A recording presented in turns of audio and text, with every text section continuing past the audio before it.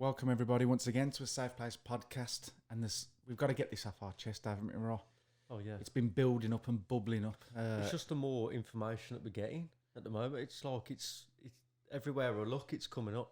Oh, guys, I just want to say Aston Villa are getting relegated, and you both got to get over it. No, this is about, believe it or not, paedophilia.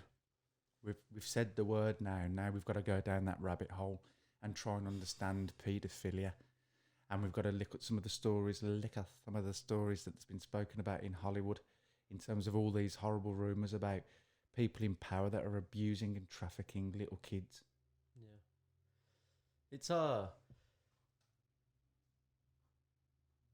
tough one because, again, it could be speculation, but because it keeps coming up so often lately for me, it's starting to be more believable. Some of the stuff I'm hearing is sick.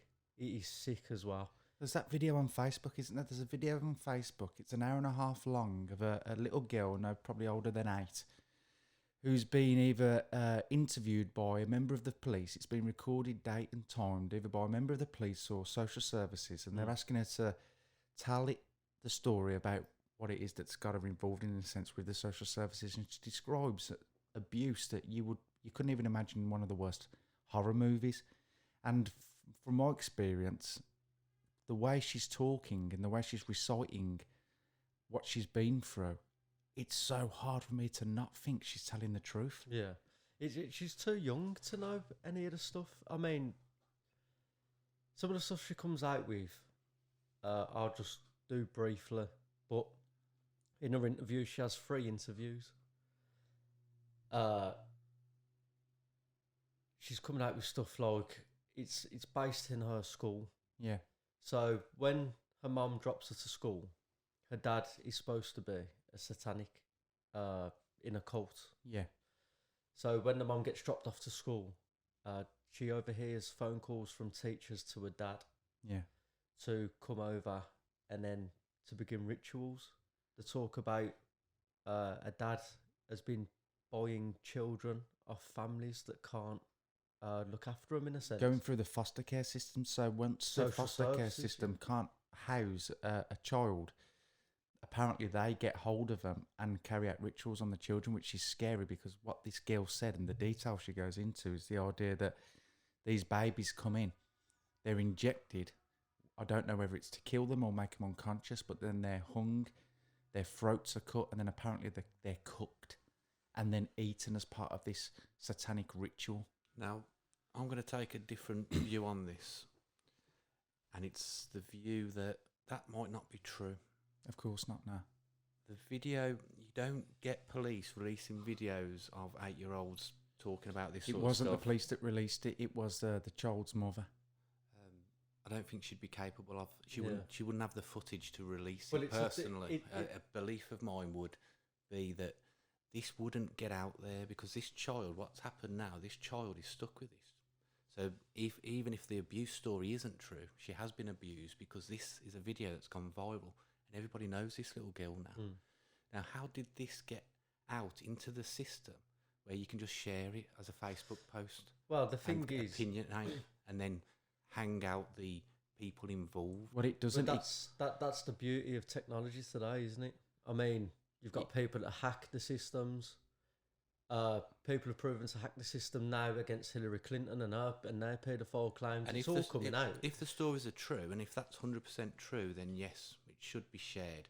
But at least blur out the identity of this child because she's stuck with this, whether it's true or not. Yeah, the damage has just been done tenfold just by releasing it in a sense. But also it has to come out in a sense as well. It does.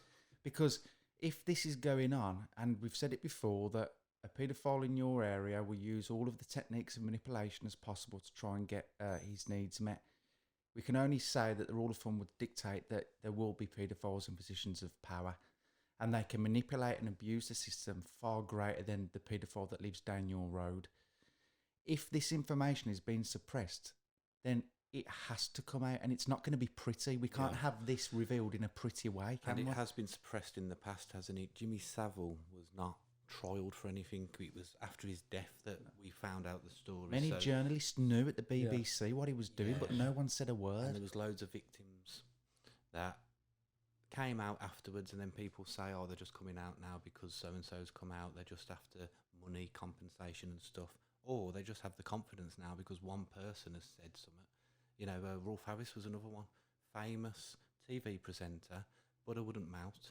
And he actually went to prison, didn't he, for some sort of manipulation. And it's wrong to go on past experience and to project that into our futures, but it's also, it makes a little bit of sense that with all these stories that have come out, for us to just say that it can't be going on now, and in a much darker context, that Rolf Harris didn't have the power that these high-laddered political leaders have got. He didn't have the power that these big global celebrities have got. And when we go back to Jeffrey Epstein, there are so many people that was going to his island and flying on his planes, and they must have knew that he had an appetite for younger women. The sad thing is, even if they wasn't involved in it sexually, just being aware of it and allowing it to go through because it benefits your career to have an associate like Jeffrey Epstein is just as wrong and as sick as the acts that Jeffrey Epstein carried out. Yep. Well, this is where money overrides morals, isn't it? 100%. It's one of the worst things about modern culture, that everything is money before morals. Yeah, if you've got somebody, let's just say for this Safe Place podcast, we get a sponsor tomorrow. If it was something to do with Epstein, are we going to just take that money and think, oh, shall we just promote our own thing for us? No, because morally, we wouldn't. We would morally do the right thing because we're aware enough to understand that that's right for us. Yeah. But unfortunately, some people will just think, you know what, I'll take this money. I know what he does, which is bad, but I'll take this money to promote myself. Yeah. So I feel bad being on this podcast now and saying things that are massively controversial, massively judgmental, massively presumptuous, but I just have a gut feeling, and I know I shouldn't really go on it because it comes from a more illogical place, but my gut is telling me that this is going on a big scale, and everyone that's been labelled as a conspiracy theorist that talks about it, in the end, it was proven that the CIA, through MK Ultra experiments, developed the word conspiracy theorist, because as soon as you label someone as a conspiracy theorist, it almost is a way of making the culture thinks it's a stupid thing. Somebody's stupid for being a conspiracy theorist, when they're actually just coming out with an alternative reality that could be absolutely true. Yeah.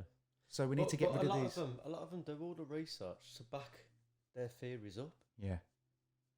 So, I mean, I'd believe it. It's if like they've got all the evidence of anything, whether it could be geostorms, chemtrails, bloody fluoride in the water, and they've got the evidence to back it up, I'm going to believe it.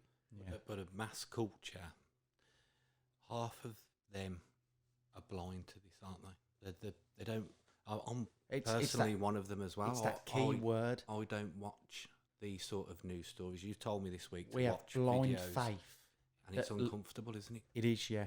We have blind faith that our leaders or government have our best interests at heart, and unfortunately, the only interests they have at heart is their own. And also, this is one thing that I don't think people connect with. Have a lot of faith in Boris. He's our Prime Minister who's going to tell us exactly what to do, and we're going to believe it's going to be in the best interest in most of the human beings throughout the UK. Unfortunately, he's also a human being, which we know we are not perfect. So even if he consciously does something wrong or unconsciously makes a mistake, we feel the sort of echo of that, don't we? Yeah. We feel the vibration of that mistake, but we don't hold him to account for that. And you're saying that there's people now that can pay their way out of every bad thing that they do. So what's the answer? How are we going to do it? Is it going to be videos like this where we call them out?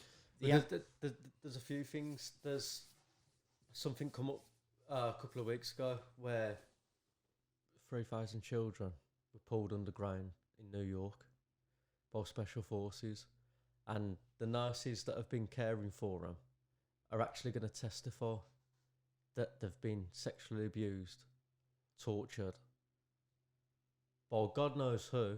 No one's, no matter how much we speculate and talk about who's doing this and who's doing that and what celebrities, whatever, it's just, we're never going to know the truth because it's what they want. Well, we know the truth. Unfortunately, we know the truth when it's too late. Exactly. We found out the truth about Jimmy Savile when he was dead. It was too late. We found out the truth about Rolf Harris after he committed hundreds, if not thousands, of abuses against children. Think of a few guilty people out there who actually have been released. The investigation's been dropped. Who could be guilty? It's like even Jeffrey Epstein. There was hundreds of reports of abuse. It went to court, and he could afford solicitors or lawyers that could manipulate the justice system and actually have the governor or the judge turn the court over, and he got off with a light sentence. And these people knew full well that he was going to go back to abusing people. There is a dark sickness that's running through culture that none of us are aware of because we're all carrying out of our own lives. But to me, it's this. It's like, yes, we can go to the pub, we can drink, yes, we can scroll through Facebook, yes, we can fulfill our own self-interests of our careers, which at the end of the day means fuck all. It's like there's one thing to do while you're here on this planet, and it's to try and make the world a better place. And unfortunately, you can't do that all the time in a very nice, pretty, sugar-coated way. Stuff like this has to get spoken about, and you have to have a sense of fearlessness. The idea of this YouTube channel now, us talking about this, something different from the main media narrative, instantly puts us straight into the we need to shut them up mode. It's happened with London Real in London, that they've interviewed people for 9 years. 9 years. They've been uploading videos to YouTube, not a problem. £50,000 a month they spend, London Real, on advertisements through Facebook. They have one doctor on who talks a different narrative from the media one in terms of the coronavirus, and they are taken off Facebook. YouTube tried to take them off. So what you see is that these media platforms are literally deleting and getting rid of anybody, especially people from the background, like Dr. Bashir, literally one of the best doctors in America, who's saying a different story. They're deleting people with qualifications and credentials and experience that is saying this, and we're being told that we have to listen to Boris Johnson. It's fucking mad. The whole thing is mad. They'll cut this channel down eventually. Well, we've had the experience, haven't we? You couldn't promote the Black Lives Matter video, could you? It was being rejected over and over again. Yeah, they don't want to hear any alternate point of view. Even though I've seen on Facebook somebody being completely racist, ranting for half an hour, and it's got millions and millions of views.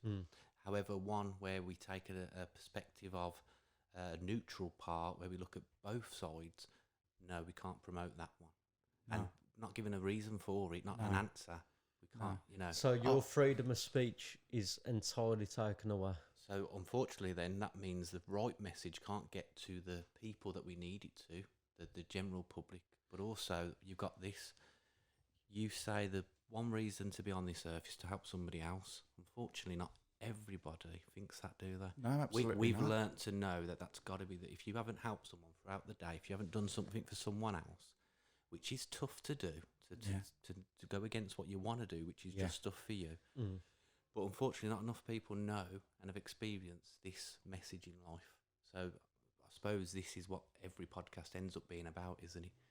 To open up someone's awareness of there's bad shit happening out there in the world, horrible shit, the stuff of nightmares, the stuff of, watch the film It Last Night. It's like these clowns are Epstein, aren't they? These clowns that eat children, they're out there. We've watched documentaries in the week about how a lot of Hollywood controls the type of movies that are released, and a lot of it is violence, and it's young kids watching violence and becoming desensitized to the violence, which, if you think consciousness is like this blank slate, a child is born with a complete blank slate, and the environment creates, in a sense, the behaviours, thoughts and emotions of a child. When they are watching shit constantly over and over again, there might be the vast majority that will be, in a sense, unaffected to it on the spectrum. Yeah. But it will affect a certain amount of people. It will change their consciousness. It will tarnish it. Look at that computer game that's out that I stopped my son playing, Grand Theft Auto. Now that game is where you go around, you can kill anybody, you can run anybody over. It's a game where you go through levels of doing drug deals and all this bad stuff that is almost made in a cool sort of way to look like it's a good thing to do. Now, when I saw my son watching this, he was, I took a character and he was kicking another character in the head over and over again and laughing about it. And I just thought, you know what, do I want my son to see that image as something that's nice? But the thing is, computer games now, it's a kid's drug. Yeah, it's become their addiction. Yeah. I saw my son. His auntie sent me the video because he was told to have a 10-minute cooling off period from his Xbox, playing Fortnite, by the way. And she sent me a video of him screaming, trying to open his bedroom window to jump out of it because he couldn't play the Xbox. Yeah. Because he couldn't play Fortnite. Because he literally needed that dopamine fix that his brain releases when he's... Every 10 minutes you're playing a game, there's all these little achievements. It's getting and robbing that car, shooting that gun. Constantly you're being fed with a dopamine serotonin release. You can even buy the guns, can't you? And spend more money It told me the other day. It was going through different types of guns. He's only 8 years old. And he's calling out different types of guns that do exist now. And it's now, like, now, unfortunately... He's an 8-year-old boy. Unfortunately, to many parents out there, that gives them an hour free from communicating with their children. So they can scroll through fucking Facebook. So that's selfish, isn't it? Yeah. So what we've become, our generation's become a very selfish culture. Or you could flip it and say it's become a very addicted culture. Yeah. That even the parents scrolling through Facebook is getting their dopamine releases. That all these media platforms and these games and these televisions are literally destroying culture. And if you think, how are we destroying culture, Andrew? How is it that we're destroying culture? My kids seem fine. Well, I can guarantee you that you'll have no idea of how much it's affecting your kids. This country at the minute, let's look at the coronavirus. Let's go back to that stupid place of coronavirus. People running around scared. I was one of them. I watched the media. It filled me with an emotion of fear. I locked myself down. There was another doctor in America this week, voted the second best doctor in America, and he Doctor of the Year in Minnesota, who said the coronavirus is nowhere near as bad as seasonal flu. He's been on the news. He's had his YouTube channel shut down. He's had peers condemning him. He said in his experience as the doctor, what's happened is he's had government letters come through to the hospitals that have said, you label people as having coronavirus. Who's this? Even without testing. Who's this doctor? I can't remember his name. Rashid? No. But I cannot believe, and you know what I did? I posted it on Facebook. And then the other day I went onto Facebook, scrolled down, and it said this content is no longer available. It's been taken down by the platforms. It's been taken down now. What's happened to freedom of speech? So eventually was about to see the truth, but the truth was taken away. Yeah. It's shocking. So the whole world... So the media doesn't want you to know the truth.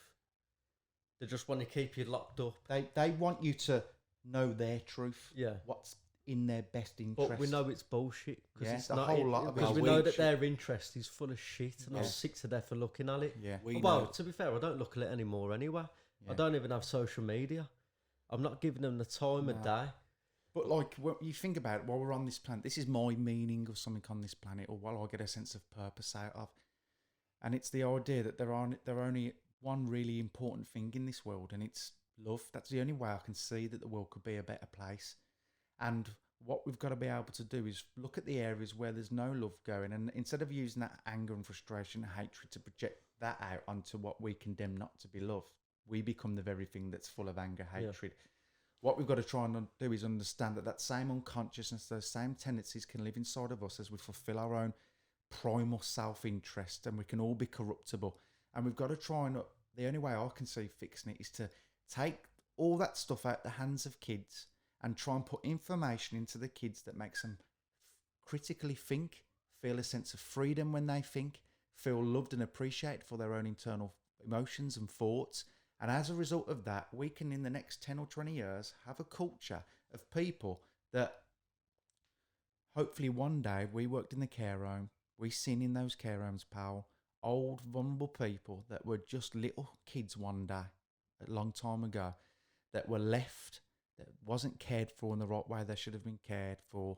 And why weren't they cared for in the right way should be cared for? Because Danny or Martina, the carer who went into it just because it was a job and it paid a wage, just was there as a job. They had no interest in it. Not the actual carers' names, by the way. No. So. If you paid carers a really good salary and made caring as important as fucking football, all that shit, and gave them a career, you would have people that move into that career and they'll have to stick to really strict ethical guidelines and frameworks, and they would be in it to care for that poor old man that is going to be us one day. It's going to be our kids. One day we're going to be dead and our kids are literally going to be left in a world because we've sold our souls to fucking addictive gains. So how do you passionately,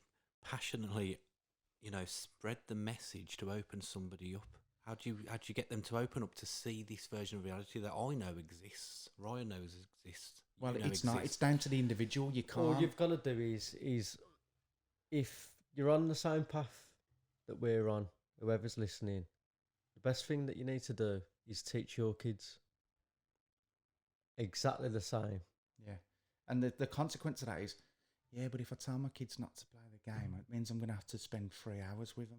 And then get out the house. And guess what? You're right. It is uncomfortable because our self-interest is always there. You love your kid, you want to play with them, but there's a part of you as well that wants to go and do your own thing.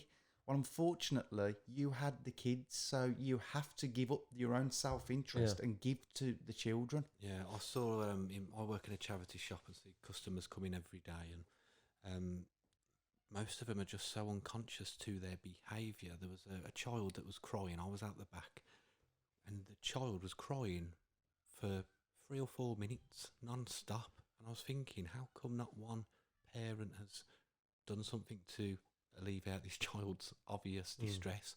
So I went out, and the mum was looking through clothes through the ladies section, right, and just constantly now and again saying, what's wrong, be quiet, and then going back to doing. And there's something going on with her child which she's not even embarrassed about, that it's making such a racket and noise in the shop, and everyone's thinking, why is this child crying? Just in her own unconscious world. Now, how do you, that woman's going to listen to what we're saying and defend her actions? Oh, she cries all the time, no matter what you do. She does this, she does There's this. nothing to defend. When I've got angry with my kids, I'm in the wrong. Simple as that. When I've got upset with my kids and handled it in a stupid way, that is my responsibility. I have handled it wrong. There is no need to lay a hand on a kid. There's no need to, even when I've shouted at the kids, and I know it intellectually, there's no need to shout at a kid. But who's telling you off for that? Only you. Only me, yeah. It's in my mind for doing it. I see people say something that is contradictory to a child under the fact that they're doing something free and they're not allowed to do it because of these rules by parents who are not governed by these rules. Because if they were, you could say, okay, you shouldn't do that then, because that's the same thing as a child. Look at how much the media... Look, Jimmy Savile was raping and hurting children. Rolf Harris was. Gary Glitter was, right? You look at Facebook now and you see somebody get 60 likes for putting a picture of a pint glass full of beer up. You have somebody else spreading a message or a documentary about what's going on in the world and trying to make it a better place, and it gets 1 like. Ask yourself the question, why that's important to you. It's because your head is full of shit. Your priorities are completely wrong.